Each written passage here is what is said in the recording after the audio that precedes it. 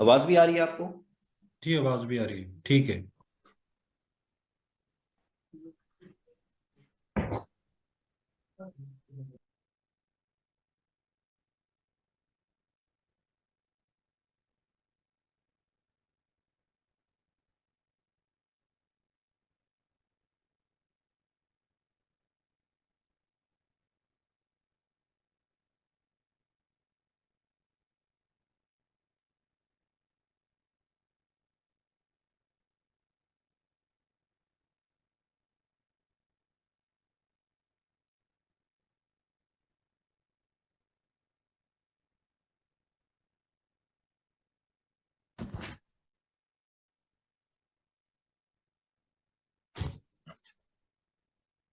करें स्टार्ट। जी सर, 11 बजे। बिस्मिल्लाहिर्रहमानिर्रहीम। मैं सबको वेलकम करता हूं, जो लोग भी जूम जूम पर भी लोग हैं, जी जूम पे। जो ऑनलाइन भी हैं और कुछ प्रेजेंट भी हैं यहाँ पर हमारे प्रेमिसेस पे।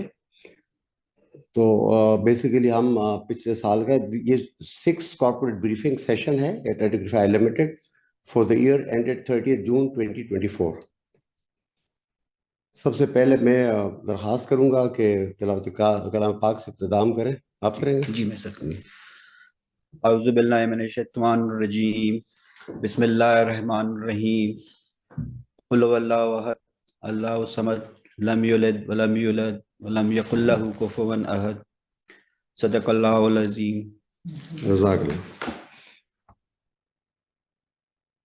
अच्छा जी, we have kept it very simple. First we'll have a presentation by our chief financial officer और उसके बाद क्वेश्चन आंसर सेशन करेंगे। जो भी सवालात आप करना चाहेंगे आपको हम पूरा मौका देंगे। तो मैं असद अब्बास साहब से दरख्वास्त करूंगा कि वो प्रेजेंटेशन की इब्तिदा करें। बिस्मिल्लाहिर्रहमानिर्रहीम। My presentation है corporate meeting session के लिए। These are the contents of my presentation. इसके ऊपर हम लोग one by one बात कर लेंगे। सबसे पहले profile of the company. You know we are part of Kotak Oil Company Limited. Asad देखो, हमारी आवाज आ रही है सबको जो ऑनलाइन भी हैं? कोई जी साहब जी सर, रिस्पॉन्ड कर सकते हैं?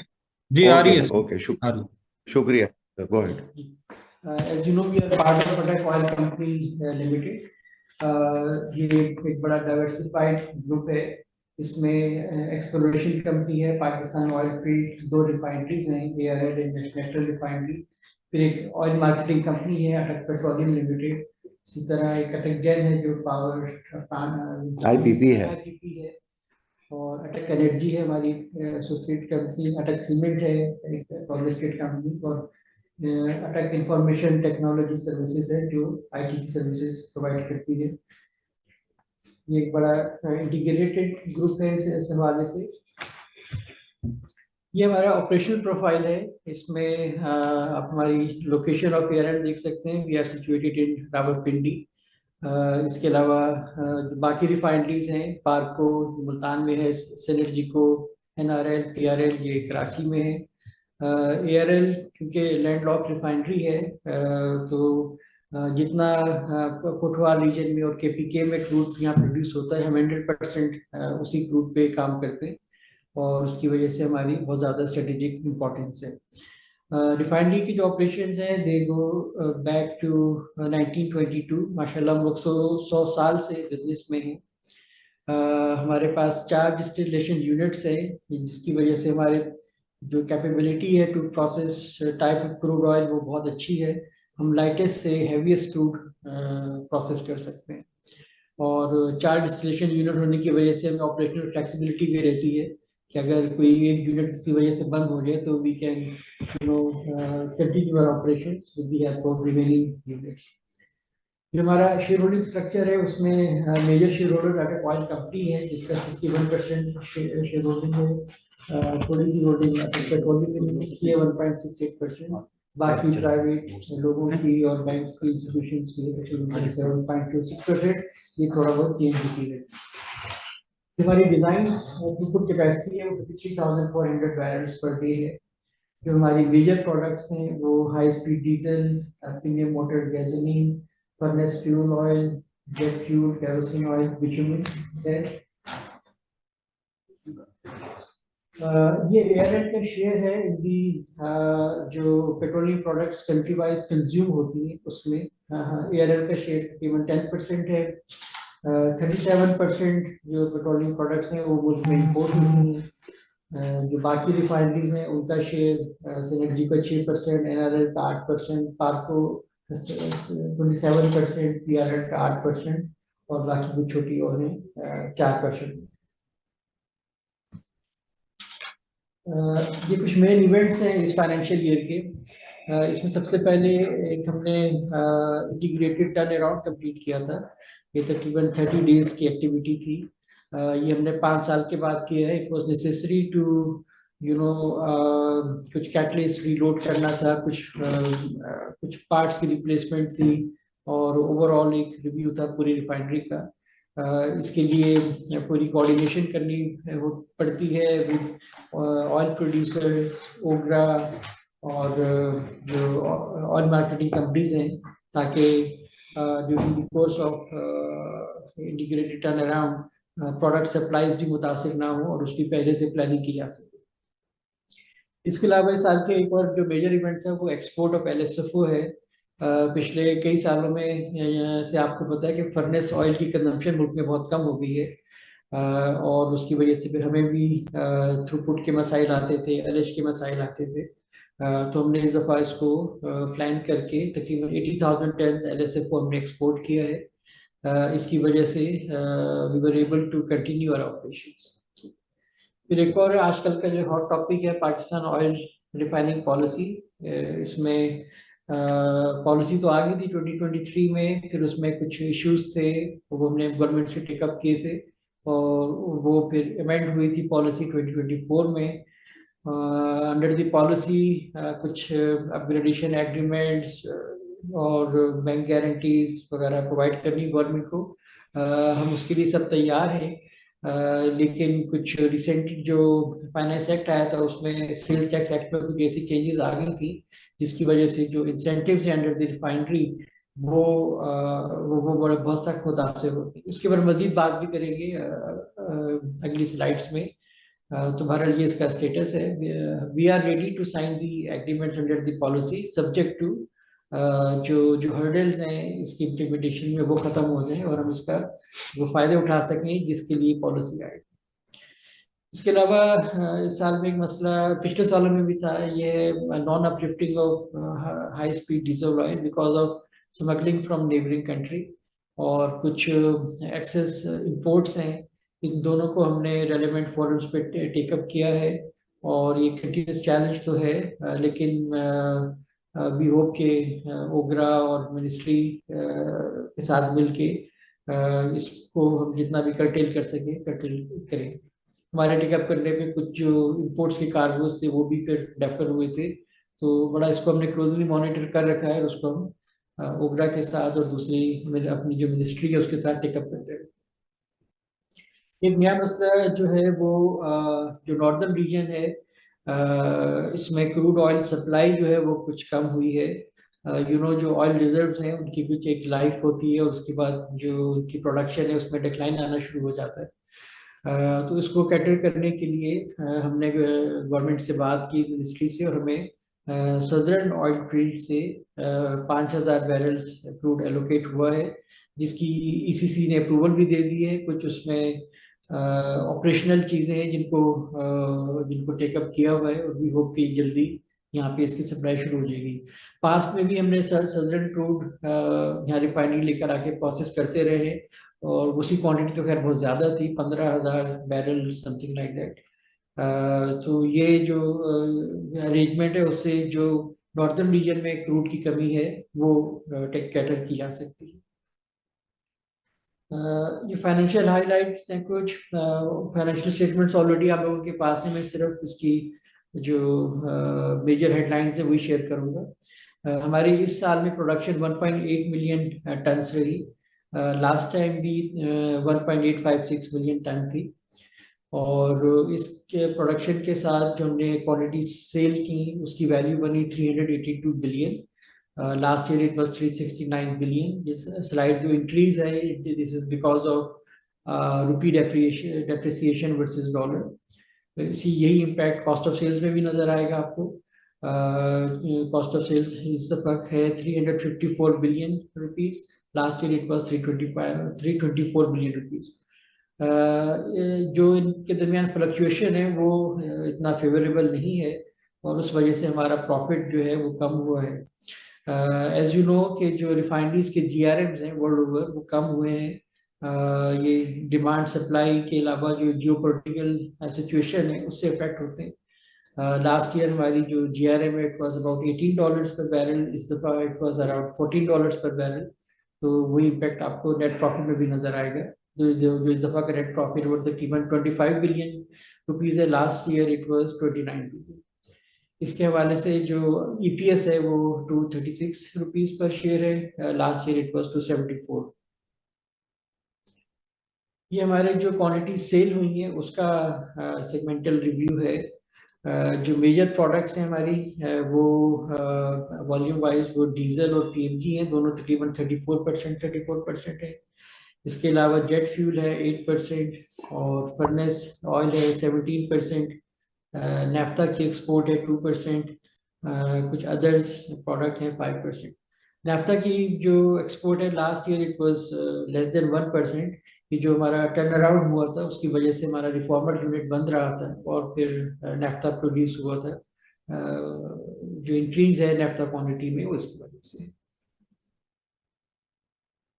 ये हमारा सेल्स का ग्राफ है. Gross sales and net sales. जो 2024 में हमारी ग्रॉस सेल है इट वाज ओवर 505 बिलियन और जो नेट सेल्स हैं ये 382 बिलियन है. ये उसका डिफरेंशियल है वो basically government levies, sales tax और जो पेट्रोलियम डेवलपमेंट लेवी इस तरह की चीज़ें हैं.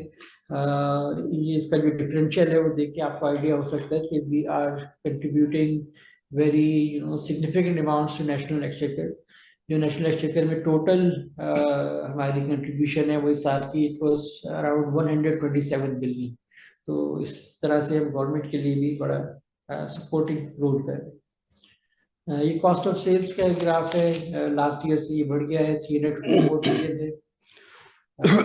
प्रॉफिट लॉस का स्टेटमेंट है. Last year it was 29 billion और वो जो मैंने आपसे पहले अर्ज किया कि GRM की वजह से ये कम होकर 25 बिलियन हो गया है. ये कुछ कॉर्पोरेट अवार्ड्स की डिटेल है जो इस पीरियड में मिले हैं. एक अवार्ड हमें मिला है corporate excellence award from management association of Pakistan in the refining sector. एक हमें मिला है diamond recognition award from employers federation of Pakistan employ of the year. कुछ हमें रिकग्निशन शील्ड्स हैं. ये भी एम्प्लॉयर फेडरेशन ऑफ पाकिस्तान की तरफ से best practices award in operational safety, health and environmental. ये एक अवार्ड है जो सर्टिफिकेट ऑफ मेरिट है from ICAP and ICMA for best corporate report award. Way forward में जैसे हमने अपनी डायरेक्टर रिपोर्ट में भी जिक्र किया हुआ है और पिछले साल भी मैंने आपको बताया था. ARL का प्लान है to upgrade its plants to enable production of Euro 5 compliant fuels. उसमें एक प्रोजेक्ट जो है वो CCR का है, कंटिन्यूस कैटलिस्ट रीजनरेशन का, जिससे हमारा PMG पूल जो है वो एनहेंस होगा. तकरीबन इसकी प्रोडक्शन 25% बढ़ जाएगी. और इसी तरह से revamping of ARL existing GHDS unit. फिलहाल हम Euro 3 डीजल बनाते हैं और इस रिवैम्पिंग के बाद हम 10 ppm सल्फर के साथ Euro 5 डीजल बनाएंगे. रिफाइनिंग पॉलिसी पे कुछ तो इंट्रोडक्शन में मैंने बता दिया था. बाकी जैसे आप लोगों के सवाल होंगे उसको फर्दर एड्रेस कर देंगे. इसमें मुख्तसर बात यही है कि policy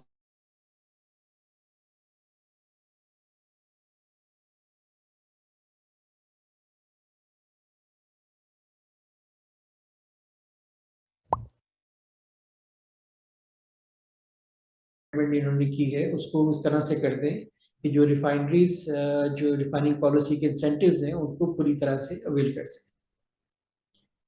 thank you. Now we will move to question answer session. One by one हम आप लोगों के सवाल लेके उसके जवाब देते हैं. जी प्लीज इसको लिखिए चलिए।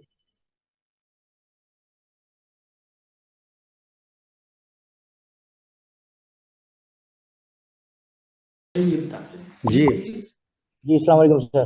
हेलो। जी जी जी जी जी वी कैन हियर यू। अपना इंट्रोडक्शन करवाइए फिर अपना सवाल जी कीजिए। जी sir, this is Fazeel from Providers Capital. Sir मेरे एक दो क्वेश्चंस थे सर। जैसे आपने एजीएम में बताया था आप लोगों ने कि आप लोग न्यू मशीनरी को ऑप्ट करेंगे ना, जिसमें आपको 27.5 का रिबेट जो मिलेगा इसको अकाउंट से। सर इसका डेट टू इक्विटी रेशियो बता दें प्लीज। और ये भी बता दें जो $5 मिलियन का प्रोजेक्ट था, तो ये सेल्स टैक्स का जो स्टेटस चेंज हुआ है, तो क्या उसके बाद ये $500 मिलियन से कुछ अमाउंट इंक्रीज हुई है या वही एक्सपेक्टेड है अभी? सर मैं वन बाय वन कर लेता हूँ क्वेश्चन।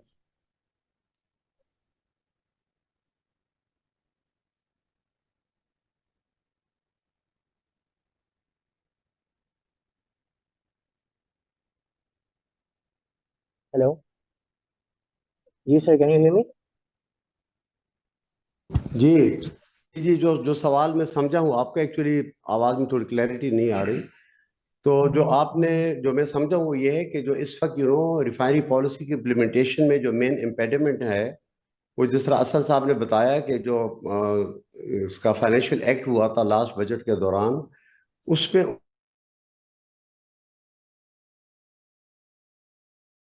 था लेकिन ऑन पेपर सेल्स टैक्स था, जिसकी वजह से हम इनपुट टैक्स एडजस्ट कर लिया करते थे आउटपुट के प्रोडक्ट्स के ऊपर। अब इस बार उन्होंने क्या किया कि उसको टोटली एग्जाम्प्ट कर दिया, petroleum product sales totally exempt कर दिया, जिसकी वजह से अब जो हम इनपुट स्टेज पे इंपोर्ट ऑफ इक्विपमेंट पे या बाकी केमिकल्स वगैरह पे हम जो सेल्स टैक्स पे कर रहे हैं उसको हम एडजस्ट नहीं कर क्लेम हम नहीं कर सक रहे हैं, जिसकी वजह से हमें काफी नुकसान हो रहा है। और प्रोजेक्ट के अलावा भी इवन करंट ऑपरेशन में भी उसका हमें काफी लॉस उसकी वजह से होती है, हमारी कॉस्ट बढ़ जाती है, जिसकी वजह से हमारा प्रोजेक्ट भी अनफीजिबल हो गया। तो ये इश्यूज हमने टेकअप किया हुआ है।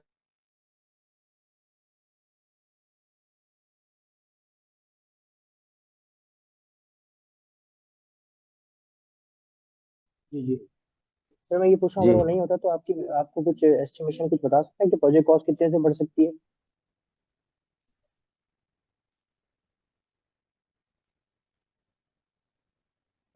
प्रोजेक्ट कॉस्ट इस तरह बढ़ेगी कि जो भी इक्विपमेंट इंपोर्ट होगा उस पे हम सेल्स पे करेंगे, और अगर ये एग्जाम्प्ट रहेगा तो हम उसको आगे क्लेम नहीं कर सकते प्रोडक्ट्स के ऊपर।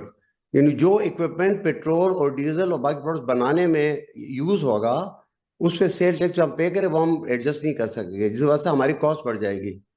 ठीक है सर। अच्छा सर, इसका रेशियो भी बता देंगे, फाइनेंसिंग रेशियो क्या होगा, डेट टू इक्विटी किस तरीके से रखेंगे आप?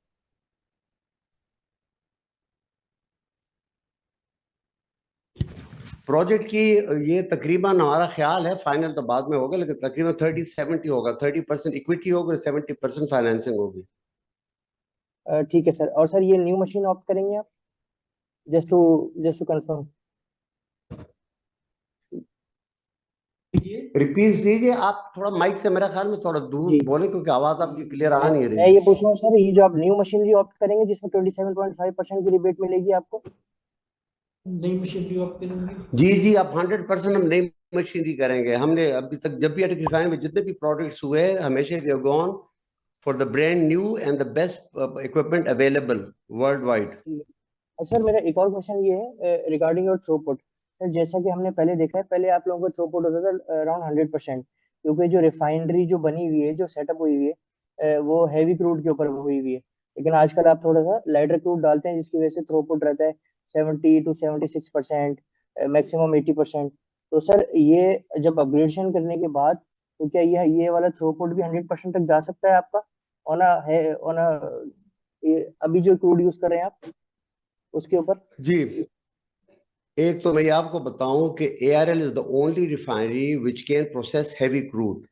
हमारे साथ 2000 में हमने heavy crude unit specially install किया था, और पाकिस्तान में जहां भी हैवी क्रूड निकलता है वो हमारे पास ही आता है, even from as far away places as Balochistan.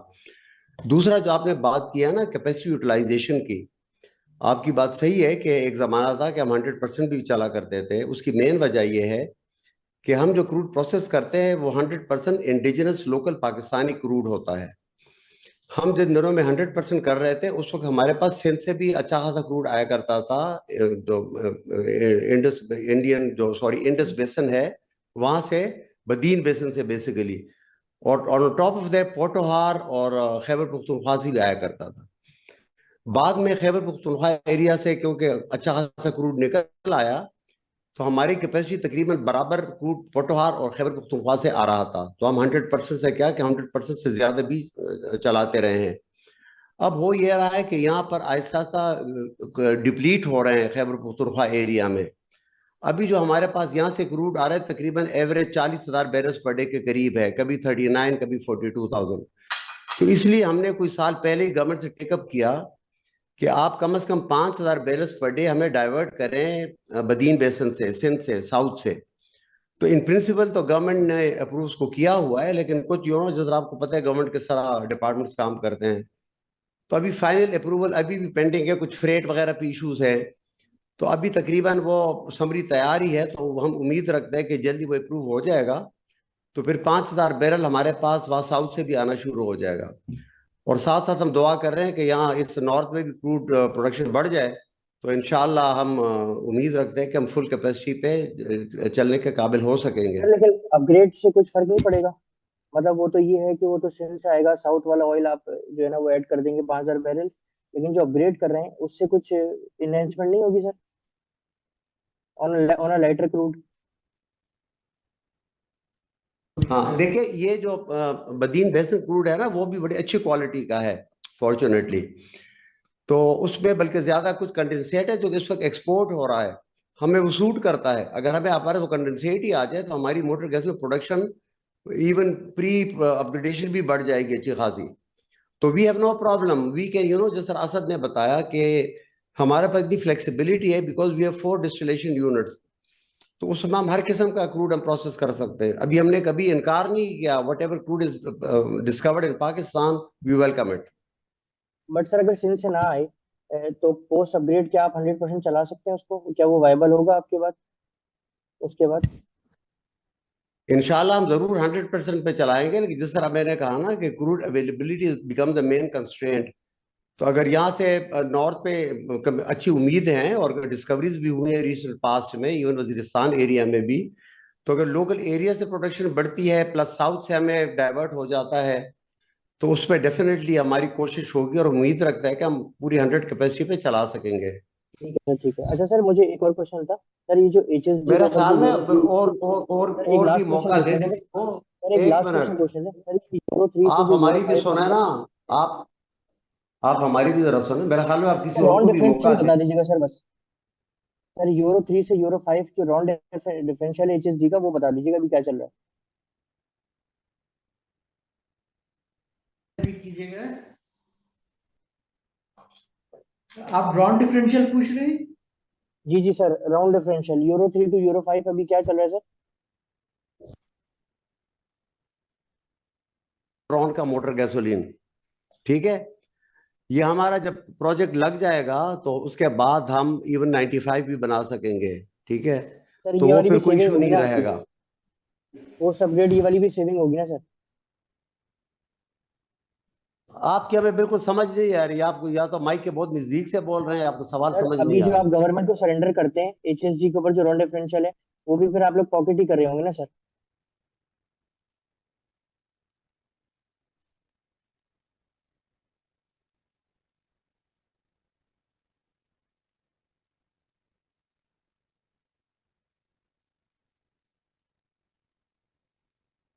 अच्छा आप देखें, मैं आपको थोड़ा एक्सप्लेन कर दूं। ये आपका आखिरी सवाल है क्योंकि आप औरों को भी मौका दें।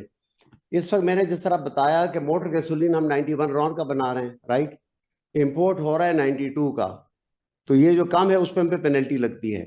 दूसरा जो डीजल इस वक्त ARL बना रहा है वो यूरो 3 का है, which means 350 ppm of sulphur in diesel, ठीक है। यूरो 5 का जो स्पेक्स हैं दैट रिक्वायर 10 ppm पर जो भी है लीटर, 10 ppm पार्ट्स पर मिलियन में होता है, तो उसमें उसकी जरूरत नहीं है वॉल्यूम की। तो ये हमारी यही हमारा एम है ना, अपग्रेडेशन से हम यही करेंगे कि हम एक तो हमारी पेनल्टी बच जाएगी जो लो रोन की वजह से है, जो 90 to 91 का डिफरेंस है। प्लस जो यूरो 5 की रिक्वायरमेंट है 10 ppm वो हम अचीव करेंगे, तो इस वक्त जो हम पे सल्फर की पेनल्टी लग रही है डीजल पे वो भी खत्म हो जाएगी। ऑन टॉप ऑफ दैट इस वक्त जो हम केमिकल्स यूज कर रहे हैं टू इम्प्रूव एडिटिव्स, बल्कि जो टू इम्प्रूव रॉन, वो भी हमें जरूरत नहीं पड़ेगी, उसकी भी अच्छी खासी सेविंग हमारी हो जाएगी। इसी वजह से हमारा प्रोजेक्ट फीजिबल बन रहा है। अब अगर कोई और साहब सवाल करना चाहे तो आप करें प्लीज।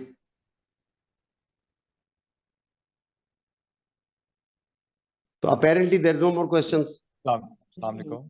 जी जी जी। Sir, this is Salman Masood from Maple Leaf Capital. Thank you very much for sparing time for the investment community. I hope you guys are doing well. Sir, मेरे कुछ questions हैं, उनको मैं brief ही रखूँगा। एक तो अगर आप हमें जो current आप लोगों की production slate है उसके मोटे-मोटे figures बता देते। एक तो देखिए जी, हमारे प्रेजेंटेशन में आपको परसेंटेज को बता दिया, वो अगर आप you go back to that 32% motor gasoline जी, 32% मोटर गैसोलीन है हमारी, 34% आई थिंक डीजल है, वो ग्राफ निकालो ना। अच्छा एनीवे ये मुझे याद है तकरीबन आई थिंक 17% फर्नेस ऑयल है मेरा कहना वो सेगमेंटल रेवेन्यू का, मैं वॉल्यूम टर्म्स में कहना चाह रहा था। वॉल्यूम आपको असद बता देते हैं। वॉल्यूम बता देता हूँ, जो HSD का वॉल्यूम है वो तकरीबन 580 मेट्रिक टन है, 580,000 मेट्रिक टन है। फर्नेस का 364,000 मेट्रिक टन है। PMG का 579,000 मेट्रिक टन है। जेट फ्यूल का 148,000, नैफ्ता का 40,000। परसेंटेज में कितना है प्रेजेंटेशन है आपको? परसेंटेज ये परसेंटेज तकरीबन वही जो आपको पहले बताएं जी जी पाए। सर ठीक हो गया sir, I got the idea. जी इसमें आप एक चीज नोट करें कि जो हमारा फर्नेस ऑयल है ना, this around 15 to 17%, it's a very plus point for ARL। बाकी अगर आप रिफाइनरीज को देखेंगे तो 35 to 40% फर्नेस ऑयल बनता है, तो ये एक चीज नोट करने वाली है।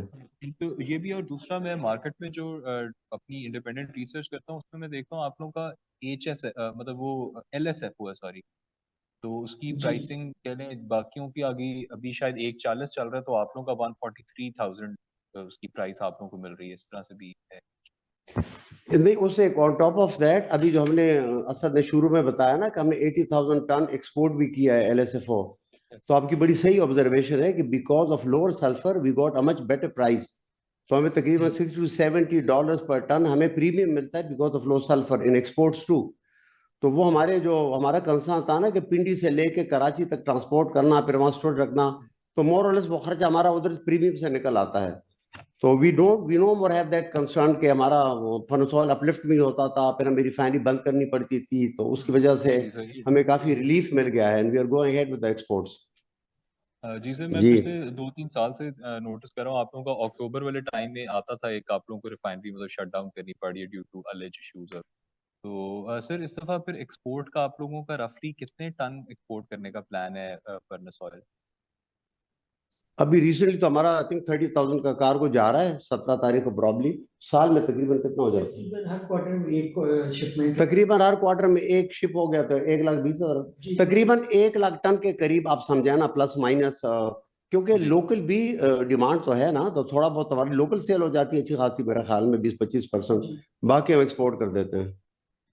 ठीक सर, बस ज़्यादा टाइम नहीं लूँगा। लास्ट क्वेश्चन आप लोगों से पूछना था, आई नो आप लोगों के लिए बड़ा प्रेसिंग इशू है लेकिन हमारे लिए भी है सर, ये स्टेटस ऑफ नेगोशिएशंस क्या है सेल्स टैक्स के इशू के बारे में? गवर्नमेंट कितनी सीरियस है, किस हद तक उनको समझ आ गई है कि मसला क्या है?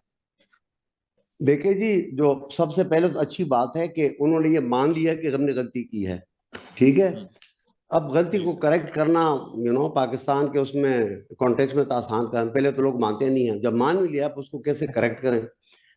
तो जब से जैसे ही हमने जून बल्कि बजट अनाउंस होने से पहले हमने उनको लिख दिया था कि भाई आप ये सुना और ये गलत आप कर रहे हैं, ठीक है। फिर बहरहाल हो गया।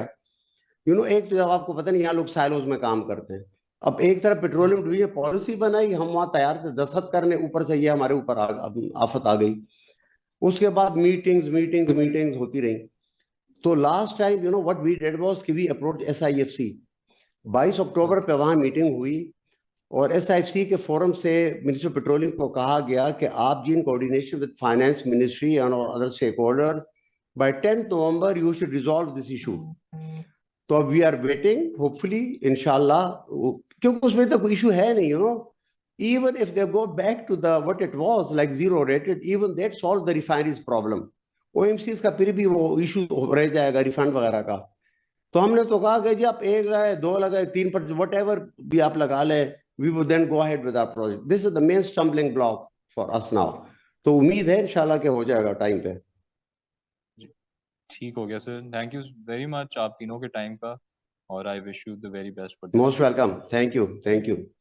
हाँ जी, और कोई सवाल? Mohammad Ali from AKD securities. अच्छा, मेरा सवाल है, अगर इन केस आप लोग रिफाइनरी पॉलिसी के लिए ऑप्ट नहीं करते, क्योंकि काफ़ी सारी कंसेशंस आप लोगों से ले ली थी ग्रीनफील्ड पॉलिसी के लिए, तो ये जो पे आउट ओपन हुआ था नई पॉलिसी में, ये एप्लीकेबल होगा या आप लोग पुरानी रिफाइनरी पॉलिसी जो 1997 की, आई एम अज्यूमिंग, उस पर वापस चले जाएंगे? और दूसरा सवाल ये था, पोस्ट अगर अपग्रेडेशन हो गई तो पुराना कॉम्प्लेक्स में भी इंक्रीमेंटल ड्यूटी मिलती रहेगी या सिर्फ नए इक्विपमेंट और मशीनरी और प्रोडक्शन को मिलेगी? तो ये 2 सवाल थे मेरे। देखिए जी, इसमें एक बात तो यह है कि जब नई पॉलिसी अप्रूव हो गई तो पुरानी पॉलिसी को रिप्लेस कर दिया, तो 97 पॉलिसी नो मोर देयर, ठीक है जी। अब उसमें नई पॉलिसी का मेन ऑब्जेक्शन था कि रिफाइनरीज, ब्राउनफील्ड रिफाइनरीज अपग्रेड हो, ठीक है। अब वो जब अपग्रेड होंगी तो उसका, अगर आपने रिफाइनरी पॉलिसी पढ़ी है तो उसका मेन एडवांटेज जो हमें मिल रहा था कि एक एस्क्रो अकाउंट खोला जाएगा और जो एडिशनल हमें मिलेगी, आप उसको डीम ड्यूटी का नाम ले लें वटेवर, कि डीजल पे एडिशनल 2.5% और मोटर गैसोलीन पे 10% जो कस्टम ड्यूटी इस वक्त लग रही है, वो एडिशनल अमाउंट जाएगी एक एस्क्रो अकाउंट में, जो जॉइंट अकाउंट होगा एग्रो के साथ और हर रिफाइनरी का। वहां से जो हमें मिलेगा उसके ऊपर एक कैपिंग लगाई गई है कि 27.5% ऑफ द प्रोजेक्ट कॉस्ट हम वहां से विड्रॉ कर सकते हैं, ठीक है। तो मेन इसका पॉलिसी का मकसद यही है कि रिफाइनरी अपग्रेड हो, लेकिन 97 पॉलिसी को रिप्लेस हो गई है, अब वो उसमें उसको तो हम भूल जाए। तो अब सर, मेरा इंशाल्लाह सवाल वी आर था कि लुकिंग फॉर, डिविडेंड पे आप जी लोग जी जाएंगे, अज्यूमिंग अगर आप अपग्रेडेशन नहीं करते, आप लोग सोचते हैं फीजिबल नहीं है, तल ब्लॉक और नशवा की प्रोडक्शन खत्म हो रही है, तो उस टाइम पे आपकी मतलब स्ट्रैटेजी क्या होगी? पे आउट करना उस एक्सेस कैश नहीं, को? देखिए, अ, जो 97 पॉलिसी में थी ना, कैपिंग थी डिविडेंड पे आउट पे, वो तो खत्म हो चुकी है ना। जी अब इशू ये है कि अगर, अब आपका सवाल ये है कि suppose any refinery doesn't go for upgradation, मैं ये आपका सवाल समझ रहा हूँ। जी हम तो तैयार है, हमने तो जाना है, तो हमारा तो इशू ही नहीं है।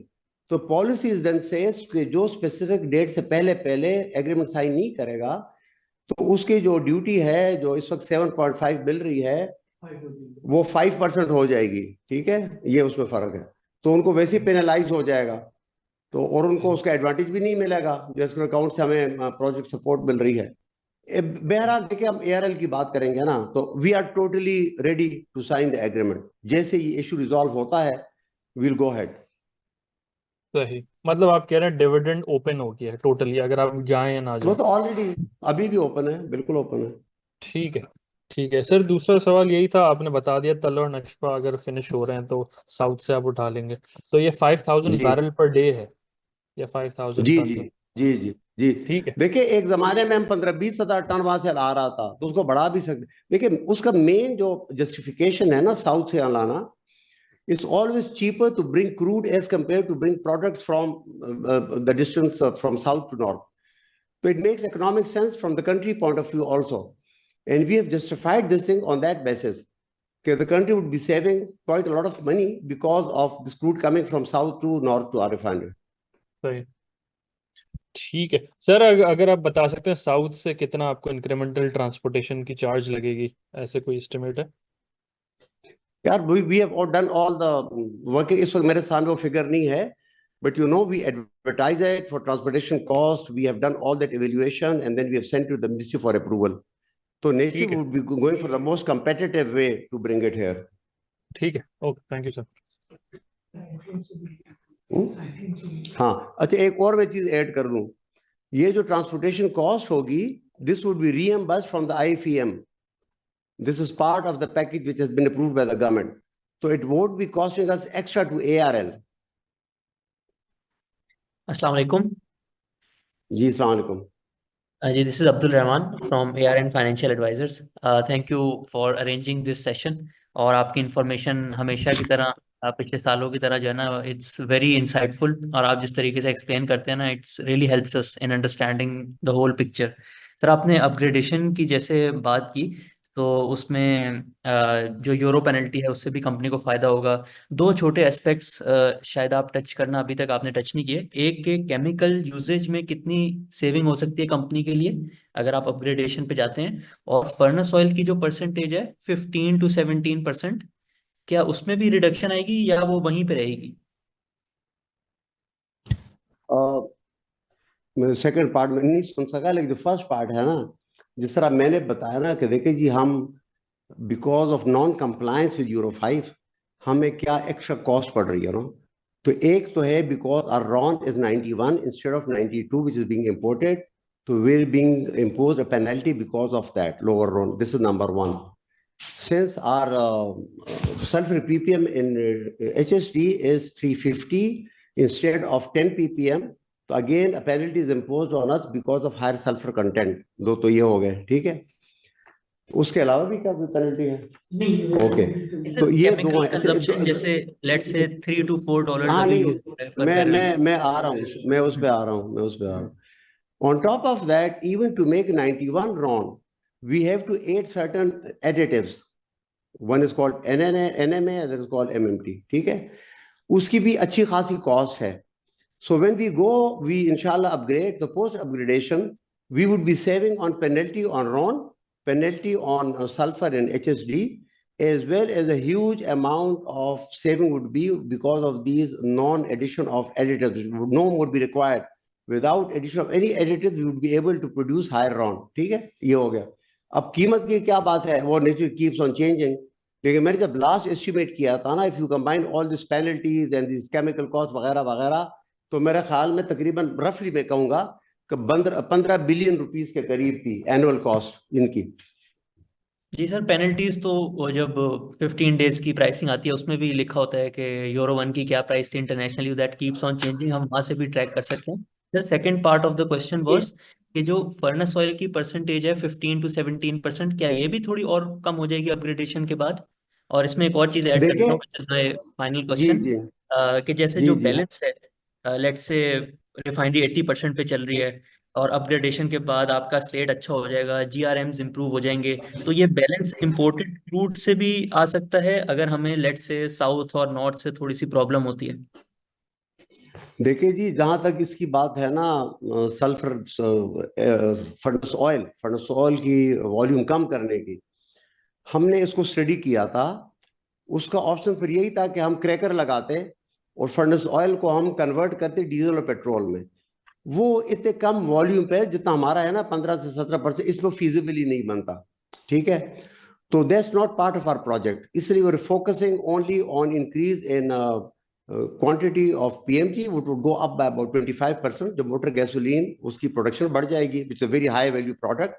प्लस कंट्री की डिमांड बहुत हाई है, only 30% is being produced locally, 70% is being imported.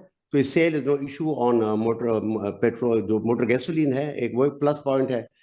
तो वो फर्नेस ऑयल मोर और लेस तकरीबन हमारा यही रहेगा, 15 to 17%. Which should not be an issue for us because इंशाल्लाह it would remain low sulphur. हम एक्सपोर्ट भी कर सकते हैं, कंट्री की अपनी भी डिमांड है. And then as other refinery, some refinery would be adding hydrocrackers, तो फर्नेस ऑयल की प्रोडक्शन उन रिफाइनरी से काफ़ी कम हो जाएगी, तकरीबन नीली हो जाएगी. तो लोकल डिमांड इंशाल्लाह उसको हम कैटर फॉर कर सकेंगे अपने फर्नेस ऑयल से. जी, इंपोर्टेड क्रूड वाला एलिमेंट कि अगर आपने उसको ऐड करना हो 100% पे जाने के लिए, वो भी ऑप्शन अवेलेबल है?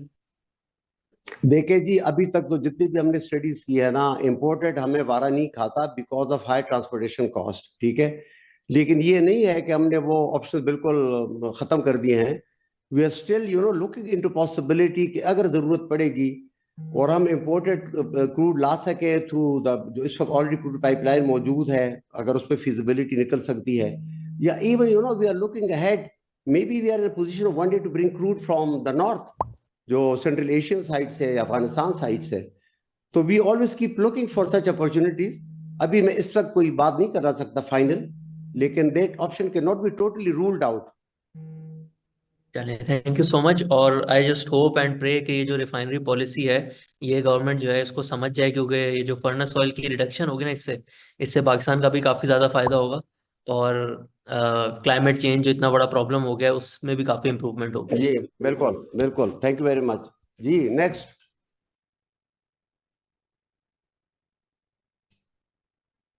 जी my name is Fawad Yousuf ji. Question मेरा ये कि जो अभी आपका सेल टैक्स का जो गवर्नमेंट से मसला चल रहा है, अगर ये सॉर्ट आउट हो जाता है तो जो अब तक जो लॉसेस हो चुके हैं वो गवर्नमेंट रीइंबर्स करेगी या वो आपको बर्दाश्त करने पड़ेंगे?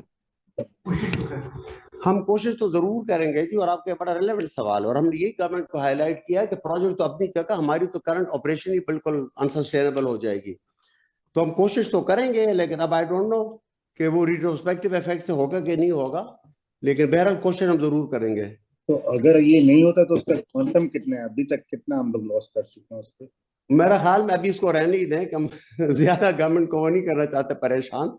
तो लेट्स होप, इंशाल्लाह चंद दिनों की बात है और उम्मीद है कि ये रिजॉल्व हो जाएगा। अच्छा, ये करंट आपकी कैपेसिटी यूटिलाइजेशन क्या है, और आपका जो प्रोजेक्ट जब हो जाएगा एनहांसमेंट तो फिर आपकी कैपेसिटी कितनी हो जाएगी? कैपेसिटी देखिए जी, हमारी तकरीबन मोरलेस यही रहेगी, थोड़ा बहुत शायद फर्क पड़े, लेकिन कैपेसिटी यही रहेगी, सिर्फ वैल्यू एडिशन हो जाएगी कि मोटर गैसोलीन प्रोडक्शन 25% बढ़ जाएगी। तो बाकी हम स्पेक्स अचीव कर लेंगे इंशाल्लाह यूरो 5 के। तो क्लाइमेट चेंज से के पॉइंट ऑफ व्यू से it's a very positive thing happening. तो ये सिर्फ मोटर गैसोलीन जो आपकी बढ़ जाएगी, तो आप इतना बड़ा एक्सपेंड वो कैपेक्स करने जा रहे हैं, तो फिजिबल बनेगा ये आपको? मतलब इससे रिटर्न वगैरह सही हो जाएंगे इतने कैपेक्स पे? हाँ जी, देखिए मैं जिस तरह मैंने कहा ना कि मोटर गैसोलीन का क्योंकि कंट्री में सिर्फ 30% लोकल प्रोडक्शन है, 70% इम्पोर्ट हो रहा है। तो एक तो उसका ये है कि जब हम बढ़ा भी लेंगे तो सेल में इंशाल्लाह कोई इशू नहीं आएगा, ठीक है। और डेफिनेटली हमारे मेन जो हाई मार्जिन प्रोडक्ट्स है डीजल और मोटर गैसोलीन ही है, तो definitely it would have very positive impact on our profitability इंशाल्लाह। नहीं, कैपेक्स को आप तो वो सर्व करेंगे, मतलब रिटर्न वाइज में पूछ रहा हूँ। ऑफ कोर्स, देखिए जी कोई प्रोजेक्ट तभी कोई अंडरटेक करता है ना कि वो फीजिबल हो। तो ये फिजिबिलिटी तो हम रन कर चुके हैं, बल्कि इंशाल्लाह से पॉजिटिव थिंग हैपनिंग इज के your financing rates are going down. हमने जब फिजिबिलिटी की थी उस वक्त हमने 18% एज्यूम किया था, इट्स ऑलरेडी डाउन टू 15%, तो it's even much more feasible now. अच्छा, और ये आखिरी सवाल है कि जो करंट जीआरएम क्या है और लास्ट जो क्वार्टर गुजरा उसके जीआरएम क्या है? आपके कुछ इम्प्रूवमेंट हुई है जीआरएम में? देखिए जीआरएम कोई फोरकास्ट नहीं कर सकता, जिस तरह असद ने बताया ना कि इस नो मोर इवन, एक जमाने में ये डिमांड सप्लाई पे डिपेंड करता था, it's now more dependent on geopolitical situation world wide, ठीक है। एक ईरान इसराइल ने मिसाइल एक्सचेंज करते हैं तो फौरन प्राइसेस बढ़ जाती है। वेनेजुएला में ट्रकर स्ट्राइक करते हैं तो प्राइसेस बढ़ जाती है। यूक्रेन का बहुत इम्पैक्ट आया, जो हमारे जो प्रॉफिटेबिलिटी पिछले 2 सालों में रही, we don't expect that kind of profitability any more. मतलब we are very realistic and pragmatic people. ये तो अनप्रेसिडेंटेड जीआरएम्स हमने 2 सालों में देखे हैं। तो आगे तो मैं अल्लाह न करे बेगम ये दुआ तो नहीं कर सकते ना कि एक और जंग चढ़ जाए दुनिया में। तो ये ऊपर नीचे होता रहेगा, और इसमें सच्ची बात है हमारा कंट्रोल ही नहीं है। हमारा कंट्रोल कहाँ पर है कि हम अपनी जो प्रोडक्शन कॉस्ट कम से कम कर सकें, हमारी वैल्यू एडिशन हम कर सकें, वहां से हमारे आते हैं। जो प्योर रिफाइनरी मार्जिन है उस पर हमारा कोई कंट्रोल नहीं है। जी, थैंक यू वेरी मच। जी अस्सलाम वालेकुम। Aqeel from NDFC funds. Sir मेरा क्वेश्चन ये है कि जो फर्स्ट क्वार्टर का जो रिजल्ट था आपका, सो उसके अंदर जो डीम ड्यूटी थी हाई स्पीड डीजल पे 10% हो गई होगी, या पेट्रोल पे भी 10% हो गई होगी, तो ये इनकॉर्पोरेटेड है अभी के ये अभी भी 7.5% जो डीम ड्यूटी है हाई स्पीड डीजल पे वही मेंटेन है आपकी कंपनी के रिलेटेड? लेकिन एमओयू तो शायद आप लोगों ने साइन नहीं किया अभी तक। नहीं जी, ये देखे policy is very clear on it कि जो रिफाइनरीज एग्रीमेंट साइन करेंगे, एस्क्रो अकाउंट खोलेंगे, बैंक गारंटी 1 बिलियन की देंगे, उसके बाद उनको ये चीजें मिलेंगी। अभी हमें वही 7.5 डीजल पे मिल रही है, पेट्रोल पे हमें कोई नहीं मिल रही है डीम ड्यूटी। तो ये उसके साइनिंग के बाद ही होगा। तो सर ये पाकिस्तान रिफाइनरी को मिल रही है, उन्होंने कहा था अपनी ब्रीफिंग में, तो वही एक उनको एक इसलिए रिफाइनरी है जिनको मिल रहा है अभी तक। इसलिए कि उन्होंने साइन किया था पहले, ठीक है, गो के रिजर्वेशन उनकी वही थी जो हमारी थी, लेकिन देखे अब वो तो जवाब वही दे सकता है ना कि उन्होंने क्यों साइन किया। उनको साइन किया, उन्होंने एस्कर अकाउंट खोला तो उनको मिल रहा है। But it doesn't mean that would put us such a disadvantage, क्योंकि ये उसी हमें उतना ही पीरियड का मिलेगा। बेशक हमारा स्टार्ट अगर लेट भी होगा तो जो भी पीरियड डिफाइंड है 6 और 7 ईयर, तो हमें उसका मिलता रहेगा उस वक्त तक। दूसरा देखिए कैपिंग है, एस्क्रो अकाउंट से withdrawal is limited to 27.5% of project cost, तो वो उसका इंशाल्लाह में कोई डिसएडवांटेज नहीं है इस डिले का। ओके सर, सेकंड सर इन्होंने ये बताया था कि जब एमओयू साइन होगा उसके बाद डिविडेंड ओपन होगा, लेकिन आप कह रहे हैं कि डिविडेंड ओपन हो चुका है। ये डिविडेंड तो ओपन हो गया जी, क्योंकि वो पॉलिसी अप्रूव हो चुकी है, पुरानी पॉलिसी इज रिडंडेंट नाउ, तो वो कोई इशू अब नहीं है डिविडेंड पे आउट पे। लेकिन you know having said that we take a prudent attitude, मतलब हम ये नहीं है कि अब हम जो सारा प्रॉफिट बांट दें। और मेन चैलेंज इज टू इंशाल्लाह अंडरटेक दिस प्रोजेक्ट। तो हमारे पास आपने हमारे रिजल्ट देखे होंगे, we are cash rich company, तो हमें इंशाल्लाह फाइनेंसिंग भी that would be a big help to us financing the project. तो उसका डिविडेंड कैपिंग खत्म होने का मतलब ये नहीं है कि हम सारा डिविडेंड पे आउट कर दें।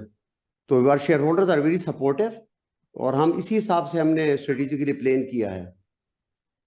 सर सेकंड क्वेश्चन है जीआरएम सर, FY24 के शायद आपने बताए थे कि $14 पर बैरल के थे FY24 में, और फर्स्ट क्वार्टर में सर आपके ग्रॉस मार्जिन काफी डिक्रीज साइड पे आए थे, अदर इनकम ने काफी कंट्रीब्यूशन की थी, तो फर्स्ट क्वार्टर के जीआरएम क्या होंगे sir? First quarter is about $9। Okay, thank you sir.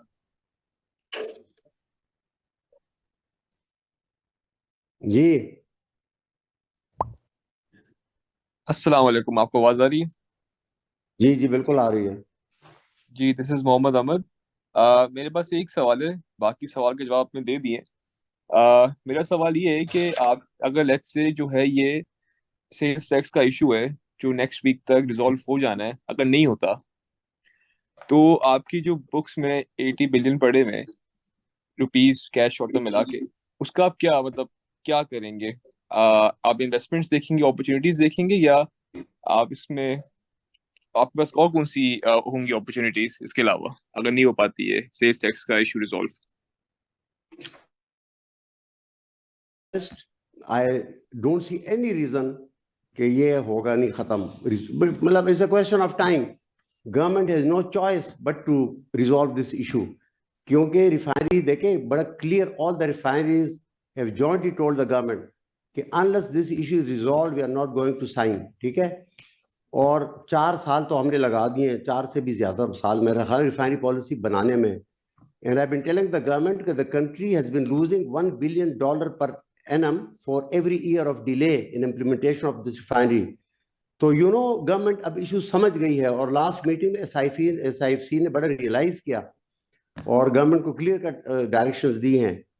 तो इंशाल्लाह अगर 10th नहीं तो 15th, लेकिन ये इशू डेफिनेटली रिजॉल्व होगा और इंशाल्लाह ये प्रोजेक्ट्स होंगे। Thank you so much for your time, अच्छा लगा, आपने बड़ा अच्छा एक्सप्लेन करा। मेरा यही सवाल था, थैंक यू। थैंक यू जी। मेरा ख्याल में हाँ, अली कोई और क्वेश्चन है? अगर सवाल नहीं है तो फिर हम कंक्लूड। जी जी सर अभी अभी 6 पार्टिसिपेंट्स हैं जी। जी सर, मेरा क्वेश्चन ये है एक।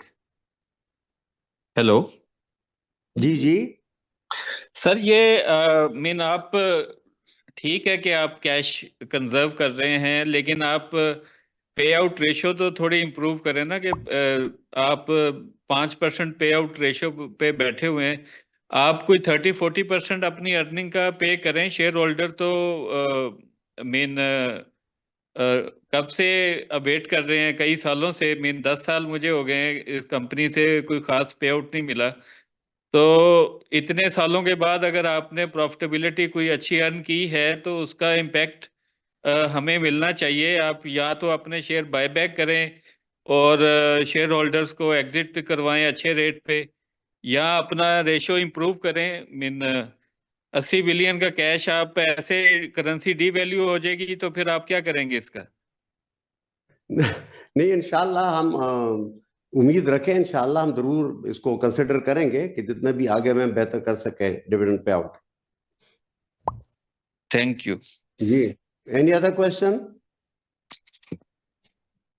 अस्सलाम वालेकुम। जी जी जी जी, अस्सलाम वालेकुम। जी, मेरा नाम है जुबैर और मैं इनसाइड सिक्योरिटीज को रिप्रेजेंट करता हूँ। एक मेरा सवाल ये था कि एक अभी मारी पेट्रोलियम की कॉर्पोरेट ब्रीफिंग सेशन थी और उसमें उन्होंने कहा था कि मारी और ओजीडीसी ने सक्सेसफुली जो कंट्री की ऑयल एंड गैस प्रोडक्शन के अंदर स्लाइड थी वो उसको रिवर्स करने में कामयाब हो गए।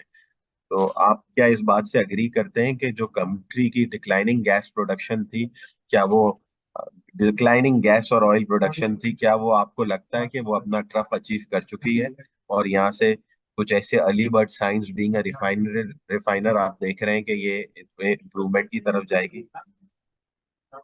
देखिए, ये इस पे मैं, ये ब्रीफिंग है अटक रिफाइनरी की, तो मेरे ख्याल में बेहतर है कि मैं और कंपनीज को उस पे कमेंट न करूं तो बेहतर होगा। सर इसलिए मैं पूछ रहा था क्योंकि देखें, अगर ऑयल एंड गैस की प्रोडक्शन इंप्रूव हो गई है और ज्यादा नॉर्दर्न एरियाज के अंदर से हुई है तो आपको सस्टेनेबल क्रूड की जो है ना ऑफ कोर्स, सप्लाई मिलेगी। मेरी मेरी मेरी जी सिर्फ जी पॉइंट ऑफ व्यू यही था कि पूछने का सवाल कि क्या आप ऐसी साइंस देख रहे हैं कुछ इम्प्रूवमेंट की कि आपको अवेलेबिलिटी ऑयल की प्रोडक्शन की राउंड अबाउट एरिया से बेहतर होती हुई नजर आ रही है, जो कि आपकी जी जी रिफाइनरी जी जी नहीं नहीं, ये आपका मुनासिब सवाल है। वो मैंने ऑलरेडी आई थिंक अर्ज किया भी है कि नॉर्थ में कुछ नई डिस्कवरीज हुई हैं, तो हमें उम्मीद है। देखिए, ये is a very high risk business जो ऑयल एक्सप्लोरेशन है, कुछ पता नहीं चलता, लेकिन उम्मीद काफी है इंशाल्लाह कि नॉर्थ से प्रोडक्शन बढ़ेगी डेफिनेटली इंशाल्लाह। वी लुकिंग सर फॉरवर्ड और फॉर दैट। एक आखिरी सवाल ये है कि आई नो आपके लिए इस चीज का जवाब देना मुश्किल है, बट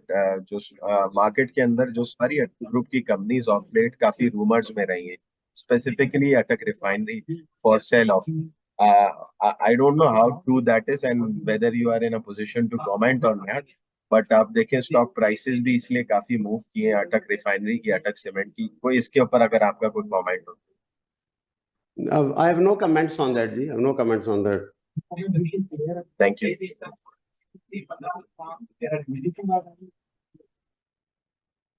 ये सवाल समझ नहीं आया। आवाज साफ नहीं है, दोबारा पूछे। अस्सलाम वालेकुम।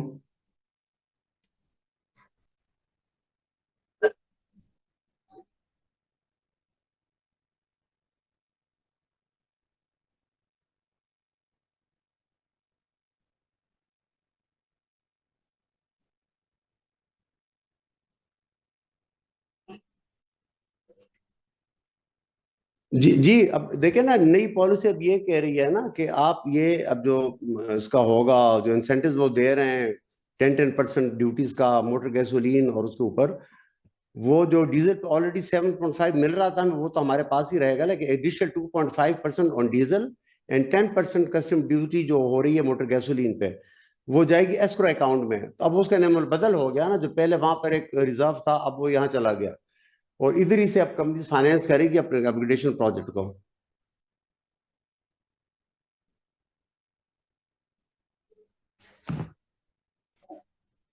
So let's wait for the last question if there is any, उसके बाद we'll conclude.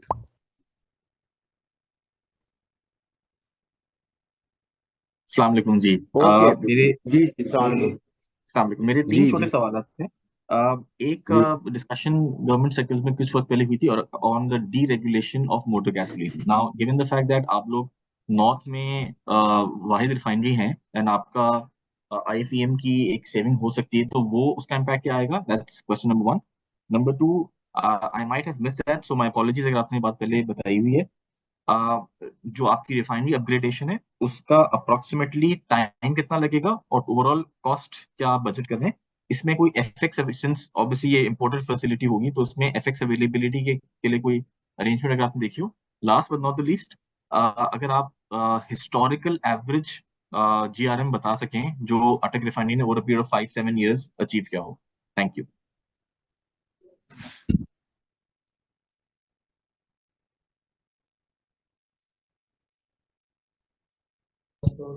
अच्छा, ये जो आपका लास्ट पॉइंट है ना, जो मैं समझाऊँ, आप हिस्टोरिकल जीआरएम कह रहे हैं, वो तो इतना ज्यादा फ्लक्चुएट हो रहा है कि इवन एवरेज बताना भी it won't make any sense. हमने बताना, देखें अब कितना हाइट गया था, 19-20 डॉलर तक भी गया है, and now we are back to $9, और पास्ट में तो $1-2 डॉलर भी रहा है।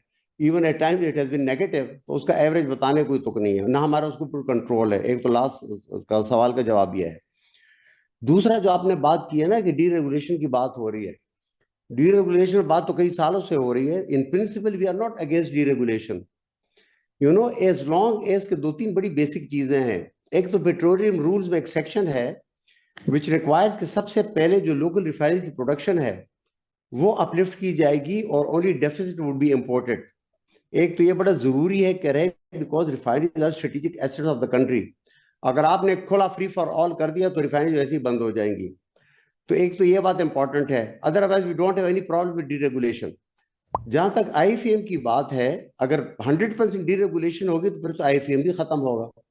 आईएफएम जब खत्म होगा उसका मतलब है कि जो इस वक्त है कि डिपोज के ऊपर सेम प्राइस है through out the country maintain होती है, जो ओगरा अनाउंस करती है, वो फिर रिस्ट्रिक्शन खत्म हो जाएगी।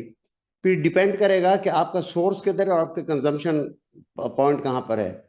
तो कहीं कम होगी, कहीं ज्यादा होगी। हमें एडवांटेज ये होगा कि हमारी अटक रिफाइनरी की जो लोकेशन है, तो हमारा जो इस वक्त सप्लाई एनवेलप है, आप समझे कि यहाँ पिंडी से थोड़ा सा आगे जाके वहां से लेके पूरा नॉर्थ खैबर पख्तूनख्वा, ये सारा एरिया हम कवर कर रहे हैं। तो हमें फ्रेट का फिर भी एडवांटेज होगा कि जो कराची से लाएगा या जो मिड कंट्री से लाएगा उसके मुकाबले हमारा फ्रेट कम होगा। तो उसका कोई एडवर्स इफेक्ट इंशाल्लाह हमारे ऊपर नहीं आएगा, इवन अगर आईएफएम खत्म भी हो जाए, which is I don't no होता है कि नहीं होता। बहरहाल यही मेरा जवाब है, अगर मैं जवाब दे सका हूं आपके सवाल का। जी,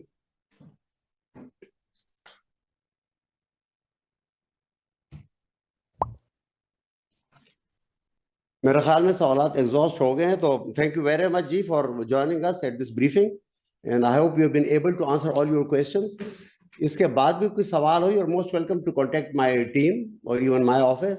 We are always, we welcome any these kind of queries, and because we really believe in the working in a very transparent and professional manner. So we don't mind any questions coming up anytime.